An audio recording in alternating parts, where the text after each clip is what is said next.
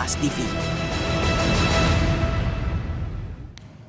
Saudara, setelah laporannya soal dugaan pencemaran nama baik di Polda Metro Jaya naik ke tingkat penyidikan, Presiden ke-7 Jokowi secara terbuka mengungkapkan kecurigaannya di balik serangan kasus ijazah hingga upaya pemaksulan Gibran. Pertanyaannya, benarkah Jokowi kini mulai ditinggalkan kawan-kawan politiknya hingga serangan bertubi-tubi ia rasakan sebagai serangan politik? Kita bahas bersama Direktur Eksekutif Parameter Politik Adi Prayitno.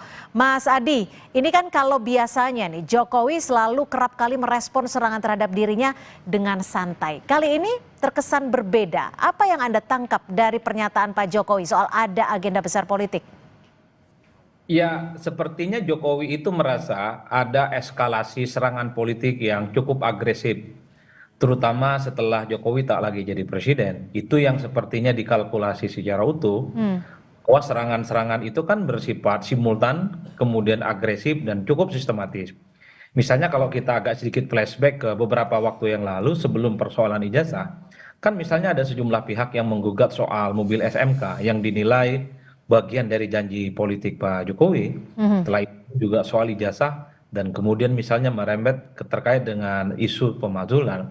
Sepertinya Jokowi itu merasa dan punya feeling bahwa hal-hal yang mengarah kepada dirinya, termasuk keluarga besarnya, itu bukan sebatas kebetulan, hanya sebatas ada orang yang mungkin kecewa terkait dengan kebijakan-kebijakan politiknya di masa lampau, tapi sepertinya Jokowi itu menduga bahwa apa yang terjadi hari ini soal menyangkut bagaimana masa depan politik Jokowi di masa-masa yang datang. Yang bisa ditangkap oleh publik adalah per hari ini misalnya Jokowi selalu diperhitungkan sebagai salah satu sosok yang dinilai bahwa endorsement dan dukungan politiknya terkait dengan politik di 2029 dan setelahnya itu kan masih dianggap cukup sakti, masih dianggap cukup kuat. Oleh karena itu, kalau semua legacy reputasi politik Jokowi itu dinodai dengan isu-isu yang berkembang, dengan tuduhan-tuduhan yang berkembang, tentu dikhawatirkan endorsement, statement-statement Jokowi, dukungan Jokowi itu dianggap tidak ada gunanya dan dianggap tidak efektif. Ini yang sepertinya ingin diamputasi oleh Jokowi bahwa dengan cara menyampaikan serangan-serangan yang muncul ini tidak lebih dan tak bukan adalah untuk merusak reputasi Pak Jokowi, mendowngrade Jokowi, supaya Jokowi itu dianggap sebagai sosok bukan seperti yang dibayangkan oleh publik selama ini. Seperti begitu perasaan Jokowi. Kalau kita bicara soal Jokowi menyampaikan pernyataannya ke wartawan, itu adalah perasaan politiknya. Apakah ini pertanda bahwa Pak Jokowi juga merasa ditinggalkan oleh kawan-kawan politiknya? Ya kalau mau jujur sebenarnya secara tidak langsung Jokowi dalam banyak hal menangkis secara langsung serangan-serangan yang bertubi-tubi datang. Dulu waktu jadi presiden ya saya kira kalau tidak ada PDIP kan banyak partai politik yang pasang badan. Misalnya kawan-kawan PKB, kawan-kawan yang ada di PAN, kawan-kawan yang ada di Golkar. Selalu pasang badan misalnya ketika Jokowi itu dibully dan dikritik oleh publik secara umum.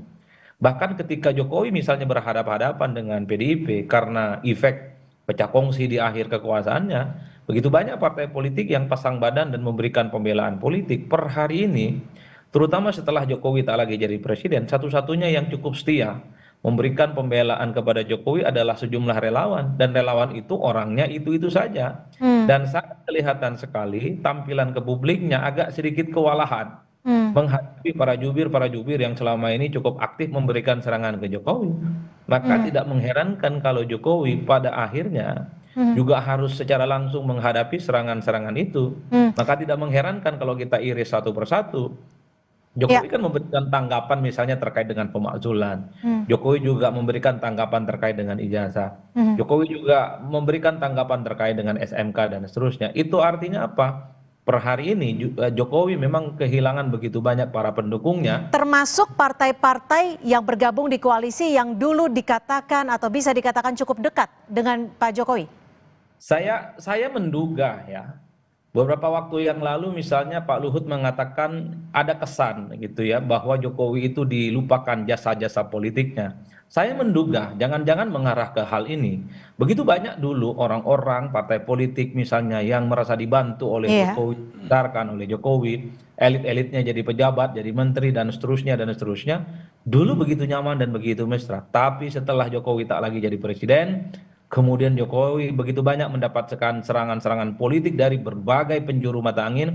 Orang-orang yang dulu sempat memberikan dukungan politiknya bersama dengan Jokowi tak lagi memberikan pembelaan apapun. Hmm, hmm, Inilah yang kemudian terjadi pada realitas hari ini. Tapi oke. satu hal yang ingin saya katakan bahwa dalam sistem presidensialisme multipartai itu tak ada namanya yang disebut dengan koalisi permanen. Oke, Karena koalisi itu didasarkan atas kepentingan, terutama kepentingan terhadap kekuasaan. ya, Setelah kekuasaan berakhir, kepentingan itu berakhir pula. Dan ya, ini yang terjadi bagi partai-partai yang dulu bersama dengan Jokowi. Setelah oke, Jokowi berakhir, ya.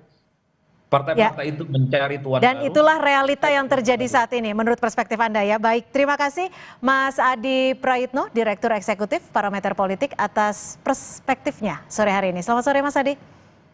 Selamat sore.